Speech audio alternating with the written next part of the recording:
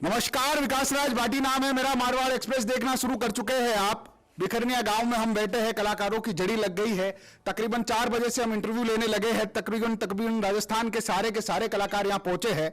उस व्यक्तित्व का आप अपने अपने मस्तिष्क के दायरे में सोचकर देखिएगा कि जिन कलाकारों को एक बड़ी धनराशि के लिफाफे में आप कैद करना चाहे तो वो लोग नहीं होंगे। बस एक अपनत्व है, एक प्रेम है। जोधपुर हो, पाली हो, नागौर हो, ब्यावर हो, बाड़मेर हो, जैसलमेर हो, जहां जहां से भी कलाकार कालू भाई से जुड़े हुए थे, सब बिखरनिया गांव में आ रहे हैं। 500 गांव का एक छोटा सा कस्बा जहां पर आज 5000 का मजमा है, तो बस इसीलिए है कि उन्होंने प्रेम कमाया है, अपनत्व कमाया है। राजस्थान की भजन इंडस्ट्री के भजन सम्राट जिन्हें कहा जाता है, आदरणीय मोइनुद्दीन जी मंचला साहब, और पाली की तरह से महेंद्र जी राठौड़ साहब हमारे बीच में हैं। बाबा, पहले तो आपको प्रणाम निवेदित करता हूं।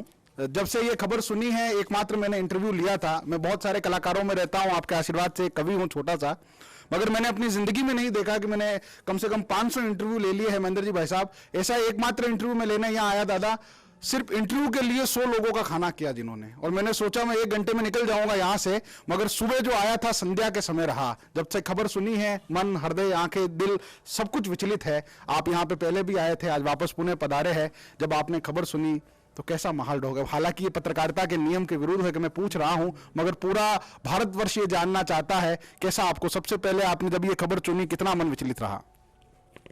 सबसे पहले तो सबको नमस्कार। जब ये खबर सुनी तो ये लगा कि राजस्थान सूना हो गया। हमने एक ऐसा हीरा खो दिया जिसकी आवश्यकता राजस्थान को नहीं, पूरे हिंदुस्तान को थी। कालूराम जी का स्वभाव इतना सरल था कि वे सबसे घुल मिल के रहते थे और हमसे इतना प्रेम करते थे। एक बात कहता हूँ कि पैसे कमाना बहुत आसान चीज़ है और इंसान कमाना बहुत मुश्किल काम है। जैसे उनकी शव यात्रा में आपने देखा है कि मैंने मेरे जीवन काल में ऐसी शव यात्रा कहीं नहीं देखी, कलाकार वर्ग में कहीं नहीं देखी कि इतना जन समूह और इतनी दूर दूर से लोग और इतनी सर्दी में। तो वो एक प्रेम उनके प्रति ये उन्होंने कमाया हुआ था और ये उनकी पुण्य ही थी। उन्होंने भजन किए थे, इसलिए हम सब विचलित हुए। और मुझे तो ऐसा लगा कि कोई मैंने अपना खो दिया है, और मैं तो बहुत ही विचलित हूँ, आज भी विचलित हूँ। और मैं उस परमपिता परमेश्वर से ये दुआ करता हूँ कि उन्हें स्वर्ग में उत्तम से सर्वोत्तम स्थान प्रदान करे। और आज श्रद्धा सुमन अर्पित करने के लिए हाजिर हुआ हूँ। धन्यवाद। बाबा, इसके अतिरिक्त एक छोटा सा सवाल, मुझे पता है कि जागरण चल रही है, आपको वहाँ मर्यादित समय के अंदर पहुंचना है। आपने बहुत करीबी से देखा है पूरी राजस्थान इंडस्ट्री को बदलते हुए। आप उस वर्ग से थे जहां इंदा साहब थे, रामनिवास जी थे, वो एक अलग वर्ग था। उसके बाद पूरी युवा पीढ़ी आ गई भजनों की इंडस्ट्री में।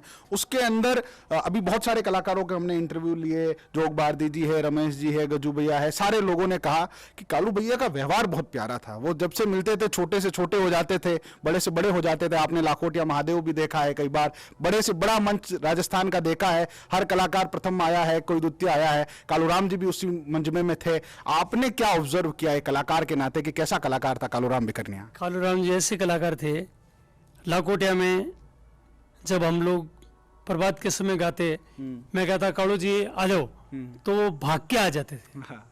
ये सरल स्वभाव, वरना कोई आएगा तो डेकोरम से आएगा। और उस आदमी में इतनी सहजता थी, निर्मलता थी, शीतलता थी, कोमलता थी। हम उसी को याद करके रो रहे हैं कि ऐसा व्यक्ति मुझे दिख नहीं रहा है, मुझे नहीं दिख रहा है।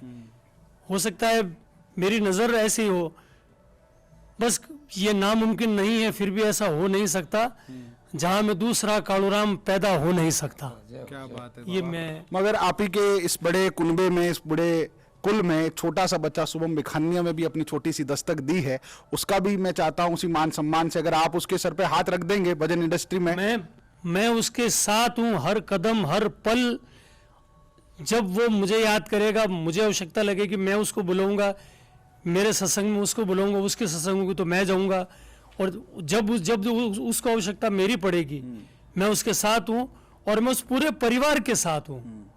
और शुभम के लिए तो मेरा आशीर्वाद है कि वो अपने पिताश्री का नाम रोशन करे और मैं उसके साथ हूं।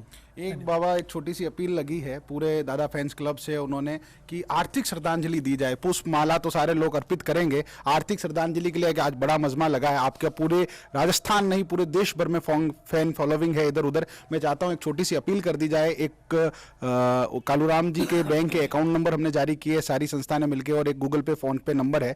आप एक बार थोड़ी सी अपील कर दीजिए, जो भी आपके चाहने वाले हैं, अगर कोई आर्थिक सहयोग इस परिवार को करना चाहे, उसको थोड़ा सा सशक्त करना चाहे, तो एक छोटी सी अपील। मैं ये निवेदन करना चाहूंगा कि जितना बन पड़े उतना उस व्यक्ति को आप दान नहीं कर रहे हैं, नजराना कर रहे हैं, उनको और करना चाहिए। आपको भी करना चाहिए, मुझे भी करना चाहिए, हम सभी को करना चाहिए।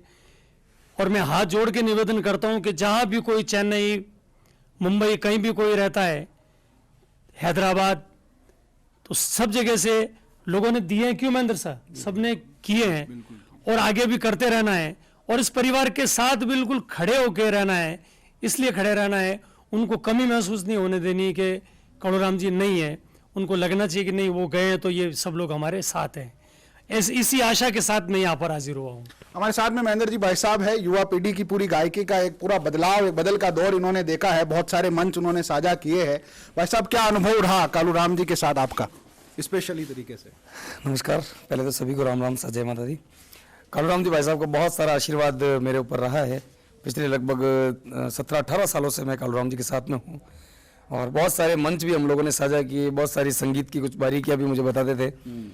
काफ़ी सारे हमारे ऐसे भी कार्यक्रम होते थे कि आउट ऑफ राजस्थान जाना है तो ट्रेन में 2-2, 3-3 दिन हम साथ में बिताते थे, या वहाँ पहुँचने के बाद में भी 2-4 दिन का कार्यक्रम है तो दिन में जब रेस्ट का टाइम होता था तब भी मैं साथ होता था।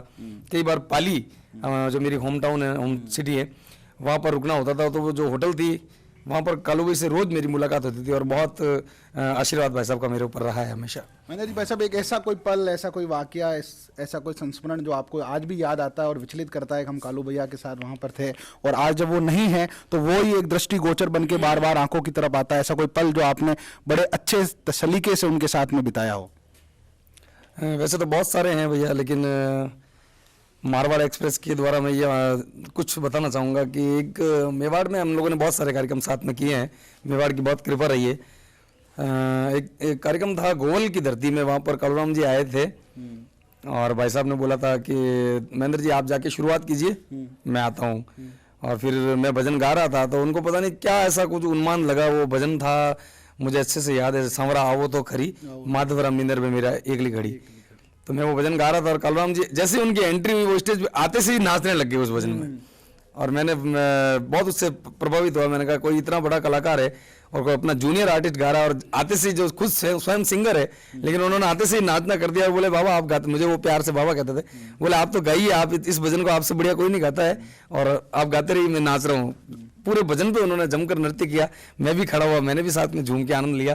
तो ऐसे बहुत सारे वाक्य हैं जहाँ समय समय पर कालू भाई की याद पूरी जिंदगी आती रहेगी हमें। चलिए, एक आखिर में अपील सारे कलाकारों से करवा रहे हैं, आपका भी एक बड़ा तबका जानने पहचानने वाला है, एक आर्थिक संबल, एक आर्थिक सहयोग इस परिवार को मिल जाएगा तो आने वाला समय हम व्यक्ति की जगह व्यक्ति तो नहीं खड़ा कर सकते, मगर एक संबल खड़ा कर सकते हैं जिसको देखकर आने वाली पीढ़ी थोड़ी सशक्त हो सके। जी बिल्कुल, ये बहुत बड़ा शुभ कार्य है, और इसकी शुरुआत जो है पहली बार सोशल मीडिया के माध्यम से लाइव आकर जैसा मुझे आदेश मिला था इनके बड़े भाई साहब का, रामनियाज जी का, छोटे भाई साहब का, चैन सुख जी भाई साहब जांगीड़ का, हिम्मत जी का, तो उनके आदेश की अनुपालना करते हुए इस विचार को मैंने थोड़ा आगे बढ़ाया, और चैन सुख जी भाई साहब से मिलकर हम लोगों ने एक पोस्ट तैयार की, वही जो आप मारवाड़ एक्सप्रेस के पास भी जो गूगल पे नंबर की जो वो पोस्ट है, उसके बाद में लाइव आकर के भी मैंने लगभग उस लाइव को 50,000 लोगों ने देखा है, और हिंदुस्तान के कोने कोने से जिस भक्त की जितनी सामर्थ्य बन पड़ रही है वो उस अकाउंट में, वो कई भक्तों ने मुझे बोला मेरे अकाउंट में डालते हैं, फला वहाँ से एकत्रित करें, लेकिन मैंने कहा ऐसा कुछ भी नहीं करना है। कालूराम जी स्वयं आपके साथ हैं, आपके बीच में है, और आप ऐसा समझे कि आप कालूराम जी को स्वयं को आप नजराना पेश कर रहे हैं। तो इस बात को मान करके एक बहुत सारी राशि बहुत सारे भामाशाहों ने प्रदान भी की है, उन सभी का मैं बहुत बहुत तहे दिल से उनका शुक्रिया अदा करता हूं पूरे कलाकार परिवार की तरफ से, और सभी दानदाताओं को ये निवेदन करता हूं कि आप भी अपने आसपास के क्षेत्र में जरूर ये निवेदन करें, ताकि जिस प्रकार से सरकार ने तो कलाकारों के प्रति ऐसी कोई संवेदना समर्पित नहीं की है, और आप लोगों ने जो दानवीरता दिखाई है, इससे कला वर्ग को एक संबल मिलेगा, बढ़ावा मिलेगा कि नहीं, हमारा भी दुनिया में हमारे जाने के बाद भी कुछ ऐसे लोग बैठे हैं, कुछ ऐसे कला प्रेमी बैठे हैं, कुछ ऐसे भजन प्रेमी बैठे हैं, जिनकी बदौलत हमारे पीछे भी हमारे परिवार को कोई आँच नहीं आने देंगे। उन सभी भामाशाहों का बहुत बहुत शुक्रिया, आभार। तो आप देख सकते हैं कि पूरा कलाकार वर्ग जिसको बुलाने के लिए बड़ी मेहनतें लगती है, सिर्फ एक व्यक्ति के प्रेम में आज पूरा का पूरा मजमा यहाँ पे खड़ा हुआ है। आप सभी लोग भी इसी अपनत्व, इसी प्रेम से जुड़े रहे, और भी जो भी कलाकार आएंगे हम जरूर आपसे मुखातिब कराएंगे। मेरा नाम विकास राज भाटी है, आप मारवाड़ एक्सप्रेस देख रहे थे, कैमरे पे सुरेश भाटी है। इसी प्रकार की खबरें देखने के लिए मारवाड़ एक्सप्रेस के चैनल को सब्सक्राइब कीजिए। बहुत बहुत धन्यवाद। बहुत बहुत धन्यवाद। जय हो।